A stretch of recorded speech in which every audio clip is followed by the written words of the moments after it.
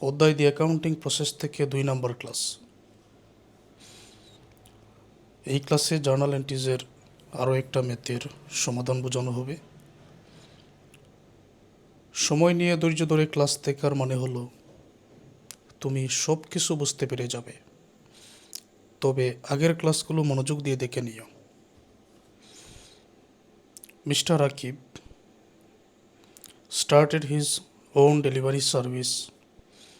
Akib deliveries on January 1, 2019. Record give journal entries to record the above transaction. উপরের লেনদেনগুলোকে জাবেদা দাখিলায় লিপিবদ্ধ করার জন্য বলা হয়েছে।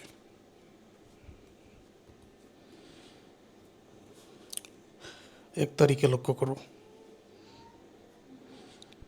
মিস্টার আকিব ইনভেস্টেড টাকা 30,000 ক্যাশ ইন দ্য বিজনেস। জনাব আকিব ব্যবসায়ী বিনিয়োগ করেছেন 30,000 টাকা। তাহলে নগদ টাকা ব্যবসায়ের মধ্যে চলে এসেছে, ক্যাশ ডেবিট। আর ব্যবসায়ে বিনিয়োগ করলে সেটা মূলধন হয়ে আসে, ক্যাপিটাল হয়ে যাবে এখানে ক্রেডিট। এটা সবাই জানো। একটা টেবিল আমি অঙ্কন করে নিলাম এখানে। তাহলে এটা হচ্ছে 1 তারিখ। Cash debit, capital credit. টাকার পরিমাণ 30,000।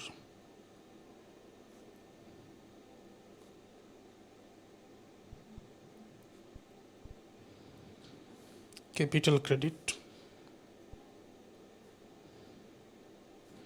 30,000 টাকা।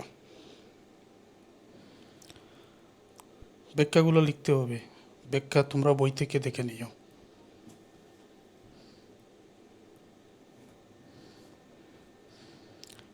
পারচেজ ব্যয় ফর ডেলিভারিজ 4 টাকা 15,000।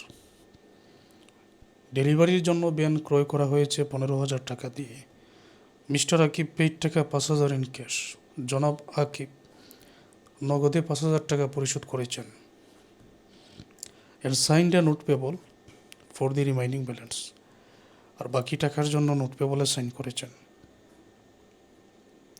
ব্যয় ক্রয় করা হয়েছে 15,000 টাকা দিয়ে।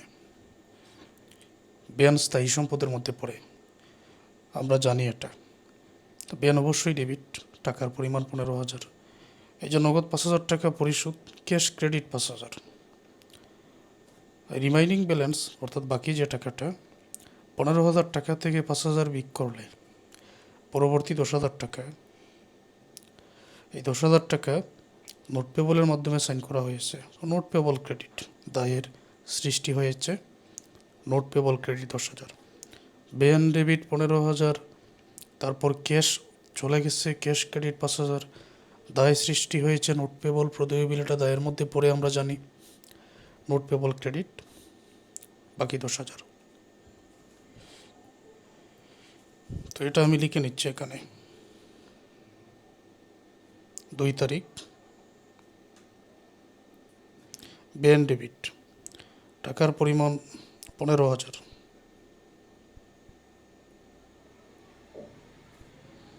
নগদ চলে গেছে, ক্যাশ ক্রেডিট। ক্যাশ ক্রেডিট টাকার পরিমাণ 5,000। নোটস পেবল দায়ের সৃষ্টি হয়েছে।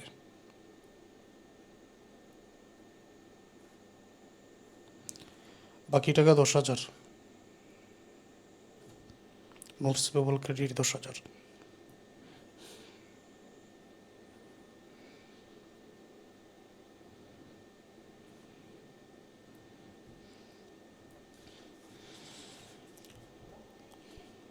তারপর পেইড টাকা 750 for office rent for the month. Paid মানে পরিশোধ, 750 টাকা পরিশোধ অফিস রেন্ট, অফিসের ভাড়া। এই মাসের ভাড়া পরিশোধ করা হয়েছে, মানে এখানে নগদ চলে গেছে, ক্যাশ হবে ক্রেডিট। নগদ চলে গেছে ব্যয়ের মাধ্যমে। ব্যয় হলো অফিস রেন্ট। আমরা লিখব রেন্ট এক্সপেন্স বা অফিস রেন্ট এক্সপেন্স ডেবিট। নগদ চলে গেছে cash credit.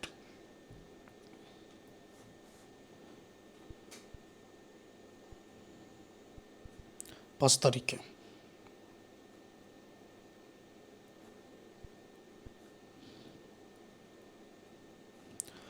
Office rent expense debit টাকার পরিমাণ 750, নগদ চলে গেছে ক্যাশ ক্রেডিট।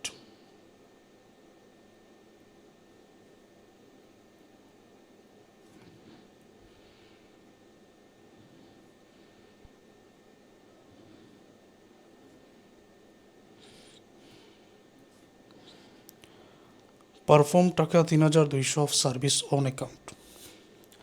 পারফর্ম মানে গটে সেমন, সার্ভিস মানে সেবা, অন অ্যাকাউন্ট মানে বাকিতে, বাকিতে সেবা প্রদান 3200 টাকা। এই লেনদেনটা ঘটেছে। সুন্দর করে যদি এখানে বলা হয় বাকিতে সেবা প্রদান 3200 টাকা, নগদের সেবা প্রদান করলে নগদ টাকা পাওয়া যায়, বাকিতে সেবা প্রদান করলে নগদ পাওয়া যায় না। আমরা জানি দেনাদারের সৃষ্টি হয়, তাহলে অ্যাকাউন্ট রিসিভেবল এখানে ডেবিট, আর দেনাদারের সৃষ্টি হয়েছে এখানে বাকিতে সেবা প্রদান করে। সেবা প্রদান থাকলেই কিন্তু সার্ভিস রেভিনিউ আয় কিন্তু ক্রেডিট হয়ে যাবে, service revenue credit. Accounts receivable debit, দেনাদারের সৃষ্টি হয়েছে, সার্ভিস রেভিনিউ ক্রেডিট। 7 তারিখ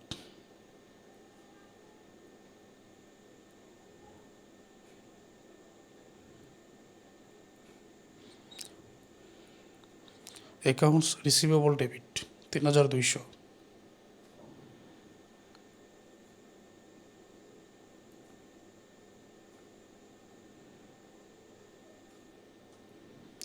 সার্ভিস রেভিনিউ ক্রেডিট 3200।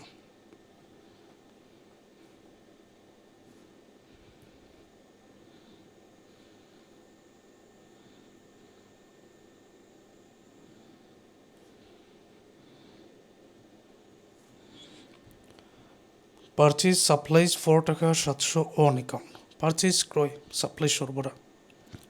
তো সাপ্লাইজ ক্রয় করা হয়েছে 700 টাকায় অন অ্যাকাউন্ট বাকিতে, বাকিতে সাপ্লাইজ ক্রয়। সম্পদ ক্রয় করা হয়েছে, সাপ্লাইজ ডেবিট। যদি নগদে ক্রয় করা হতো তাহলে নগদ টাকা চলে যেত। বাকিতে ক্রয় করা হয়েছে, পাওনাদারের সৃষ্টি হয়েছে, পাওনাদার দায় বৃদ্ধি পেয়েছে, পাওনাদার হবে এখানে ক্রেডিট। সম্পদ সাপ্লাইজ হবে ডেবিট, পাওনাদার হবে ক্রেডিট দায় বৃদ্ধি পাওয়ার কারণে। এটা নিশ্চয়ই বুঝতে পেরেছ।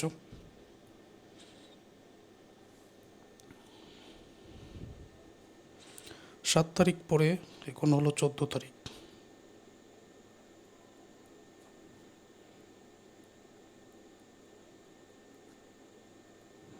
সাপ্লাইজ ডেবিট টাকার পরিমাণ 700, পাওনাদারের সৃষ্টি হয়েছে অ্যাকাউন্টস পেবল,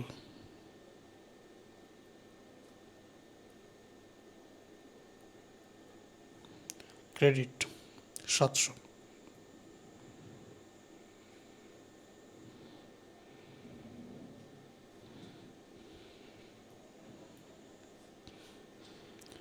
রিসিভ টাকা 1200 for service provided on January 7। Received 1200 টাকা, 1200 টাকা প্রাপ্তি, ফর সার্ভিস প্রোভাইডেড সেবা প্রদানের জন্য, অন জানুয়ারি 7 জানুয়ারি 7 তারিখে। জানুয়ারি 7 তারিখে সেবা প্রদানের জন্য, এই যে 7 তারিখে 3200 টাকা সেবা প্রদান করা হয়েছিল বাকিতে, ফলে দেনাদারের সৃষ্টি হয়েছিল। ঠিক আছে, এখন দেনাদারের কাছ থেকে পাওয়ার কথা 3200, ওই 3200 টাকার মধ্য থেকে 18 তারিখে এসে 1200 টাকা পাওয়া গেছে। এখন পর্যন্ত দেনাদারের কাছ থেকে পাবো 2000 টাকা। এই যে 18 তারিখে 1200 টাকা পেয়েছি, নগদ কিন্তু পেয়েছে। নগদ যেহেতু পেয়েছি, নগদ এসেছে ব্যবসায় ক্যাশ ডেবিট। কিন্তু 18 তারিখে সেবা প্রদান করি নাই, দেনাদার দিয়েছে, দেনাদার সম্পদ কমেছে, অ্যাকাউন্টস রিসিভেবল বা দেনাদার ক্রেডিট। নগদ পেয়েছি, নগদান ডেবিট বা ক্যাশ ডেবিট, দেনাদার দিয়েছে, দেনাদার ক্রেডিট। এখন কিন্তু সেবা প্রদান করি নাই, যে আমি সার্ভিস রেভিনিউ এটা লিখব, তাই তো। তো 1200 টাকা নগদ পেয়েছি, ওইটাই আমি লিখে নিচ্ছি এখন। তারিখ হলো 18 তারিখ। নগদ পেয়েছি, ক্যাশ ডেবিট, টাকার পরিমাণ 1200। দেনাদার দিয়েছে accounts receivable credit,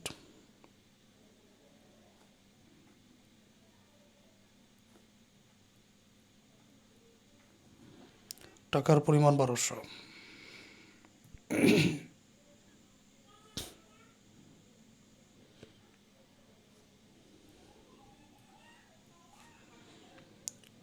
made a cash payment, made a cash payment of টাকা 6500 অন দি নোটস পেবল। নগদ পরিশোধ 6500 টাকা প্রদেয় বিলের, প্রদেয় বিলকে 6500 টাকা পরিশোধ। তাহলে নগদ চলে গেছে, ক্যাশ হবে ক্রেডিট, প্রদেয় বিল পেয়েছে, প্রদেয় বিল ডেবিট। তো নোট পেবল আমরা ডেবিট করব, ঠিক আছে। নগদ চলে গেছে, ক্যাশ আমরা এখানে ক্রেডিট করব। Note payable debit, cash credit.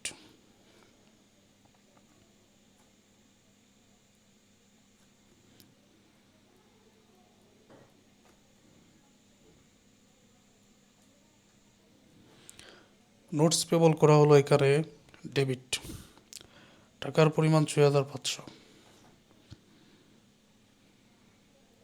নগদ চলে গেছে, ক্যাশ ক্রেডিট,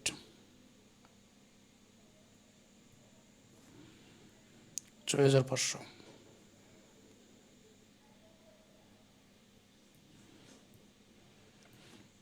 আমার সাথে এই ম্যাথের সমাধান করো, ক্লাসটা শেষ হয়ে গেলে নিজেরা হাতে কলমে সমাধান করো।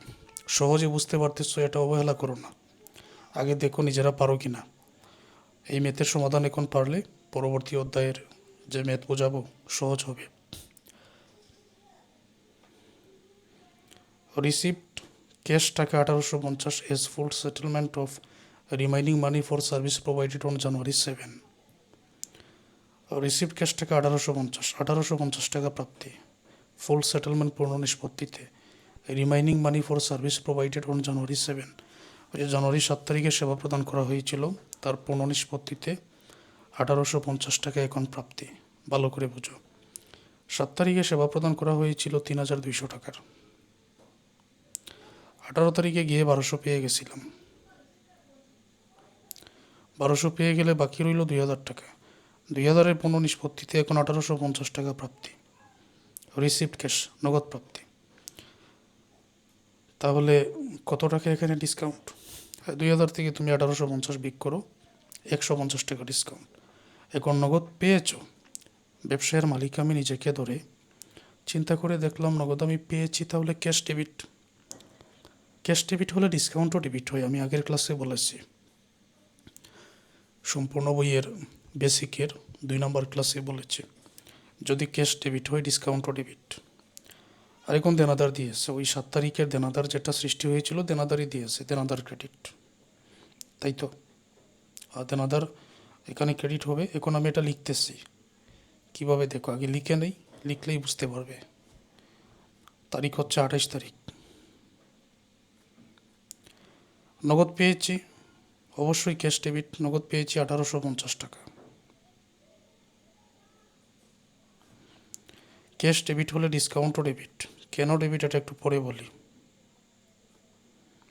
ডিসকাউন্ট এখানে 150, দেনাদার দিয়েছে অ্যাকাউন্টস রিসিভেবল ক্রেডিট।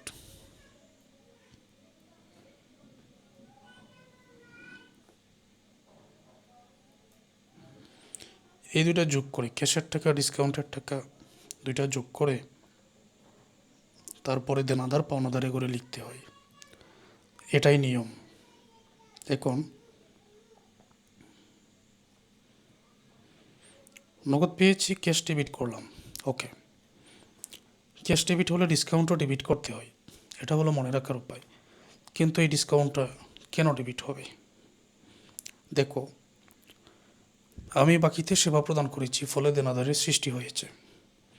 দেনাদারের কাছ থেকে পাওয়ার কথা 2000, পেয়েছি 1850, এখানে ডিসকাউন্ট হয়ে গেল 150, যেটা আমি পাই নাই কিন্তু পাওয়ার কথা ছিল। যে ডিসকাউন্টটা আমি পাওয়ার কথা কিন্তু পাই নাই, এটা তো আমার জন্য ব্যয়, আর ব্যয় মানে ডেবিট। বোঝাতে পেরেছি? ব্যয় মানে ডেবিট। আচ্ছা, আগে কিন্তু দেনাদারের ঘরে হিসাব অনুযায়ী 2000 বাকি আছে, এখন 2000 দেনাদার দিয়ে দিছে, পুরোটাই বাদ দিতে হবে। তোমরা 7 তারিখ যদি লক্ষ্য করো, এই যে দেনাদারের সৃষ্টি হয়েছে 3200 টাকা, 18 তারিখে দেনাদার দিয়ে দিছে, তখন দেনাদার এখানে ক্রেডিট করা হয়েছে। আর দেনাদারের সৃষ্টি হলে তখন এটা ডেবিট করা হয়। 2000 বাকি ছিল, সেটাও দেনাদার দিয়ে দিছে, তো দেনাদারের ঘরে 2000 লেখা হয়েছে, ক্রেডিট করা হয়েছে। কারণ দেনাদার যদি কমে যায়, দেনাদার তো সম্পদ, বৃদ্ধি পেলে ডেবিট করতে হয়, হ্রাস পেলে ক্রেডিট করতে হয়। বোঝাতে পেরেছি এটা?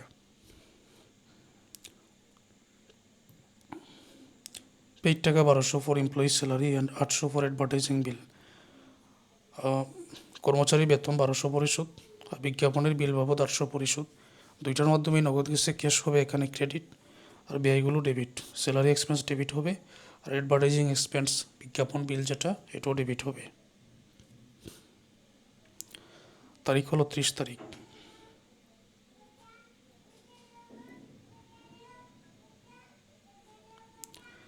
স্যালারি এক্সপেন্স,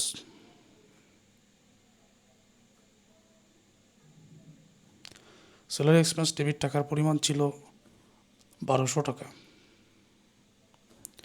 অ্যাডভার্টাইজিং এক্সপেন্স, এটাও ডেবিট।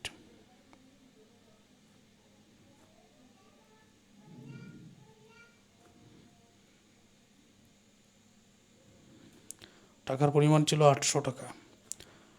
দুইটা টাকা যোগ করে নগদ কিন্তু চলে গেছে। ক্যাশ ক্রেডিট টাকার পরিমাণ হবে 2000 টাকা।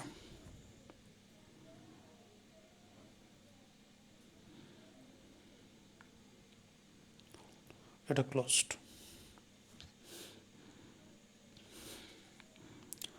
সাপ্লাইজ অন হ্যান্ড এর the end of the month টাকা 250।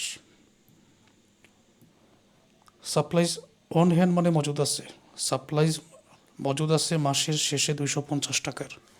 এটা দ্বারা আসলে কি বোঝানো হয়েছে?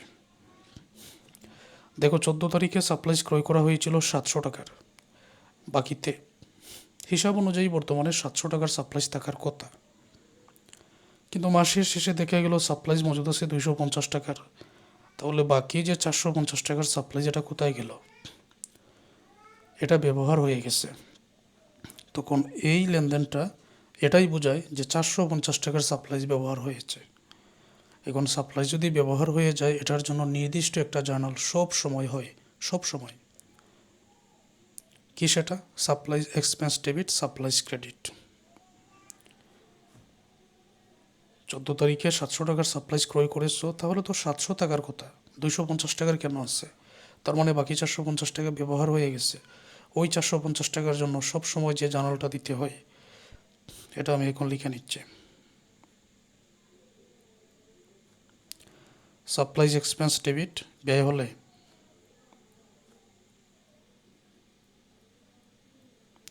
সাপ্লাইজ এক্সপেন্স ডেবিট, টাকার পরিমাণ 450, আর সাপ্লাইজ করতে হয় ক্রেডিট, টাকার পরিমাণ 450। এটা এখানে দেখিয়ে দিও, 700 মাইনাস 250। 700 টাকার টাকার কথা আছে 250, তো বাকি 450 টাকা কি হয়েছে? এটা ব্যয় হয়ে গেছে। এখন এই জায়গায় ব্যয় কিন্তু যে কোনো সময় ডেবিট হয়, এই জন্য ব্যয়টা ডেবিট হয়েছে। সম্পদ যেহেতু কমে গেছে, হ্রাস পাইছে, সম্পদ বৃদ্ধি পেলে ডেবিট হয়, হ্রাস পেলে এমনিতেই সম্পদ ক্রেডিট হয়। এখানে সাপ্লাইজ এক্সপেন্স ব্যয়, সাপ্লাইজ কিন্তু সম্পদ। সম্পূর্ণ বইয়ের বেসিক 1 নম্বর 2 নম্বর ক্লাসে আমি এগুলো নিয়ে আলোচনা করেছি, ঠিক আছে? এই ছিল ক্লাসটা। এটার পিডিএফ তোমরা পাবে। এখন পর্যন্ত যারা মনে করো আমার ক্লাস থেকে উপকৃত হয়েছ, তোমাদের সহপাঠী বন্ধুদের পরামর্শ দাও। এই যে আমার হোয়াটসঅ্যাপ নাম্বার, এই নম্বরে যোগাযোগ করে তারাও যেন অনলাইন পেইড কোর্সে ভর্তি হয়ে যায়। অল্প ফিতে পূর্ণাঙ্গ প্রস্তুতি নেওয়ার সেরা সুযোগ হচ্ছে আমার অনলাইন ক্লাস। ঘরে বসেই পূর্ণাঙ্গ প্রস্তুতি হবে ইনশাআল্লাহ। আজকের ক্লাসটা এই পর্যন্ত।